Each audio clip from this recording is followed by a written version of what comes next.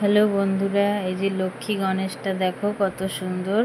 কারণ আজকে অক্ষয় তৃতীয়া, সেই জন্য আমি এই ছবিটা আপলোড করছি। আজকে আমার পাশের বাড়ির দিদার বাড়িতে নিমন্ত্রণ ছিল অক্ষয় তৃতীয়ার পুজোতে। সেখানে গিয়ে আমি ঠাকুরের প্রথমেই গণেশ আর লক্ষ্মীর ছবিটা তুলি। এটা দিদার আসনের আর একটা উপরের অংশে ঠাকুর পুজো করেছে। আর তার পাশে দিদার ঠাকুর মন্দিরটা আরও সুন্দর, যেটা দিদা রোজ নিত্য পুজো দেয়।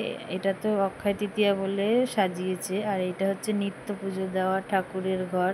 দেখো কি সুন্দর ঠাকুর ঘরটা। আর আমি গেছিলাম, দিদা লাড্ডু, তারপরে ফল প্রসাদ অনেক রকম খাওয়ালো।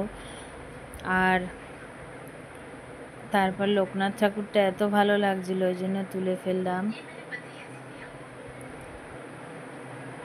আর আমি হাই হাই বলছি সবাইকে। দেখো সুতির একটা কুর্তি পরেছি, পুরনো সুতির কুর্তি, খুব একটা সাজিনি, অল্প স্বল্পই। দেখো আমাকে কেমন লাগছে প্লিজ কমেন্ট করে বলো।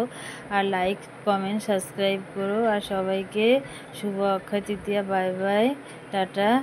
আর এই যে আমার লাস্টে ফটো, সাবস্ক্রাইব করে দিও সুদীপা ঘোষ চ্যানেল। বাই।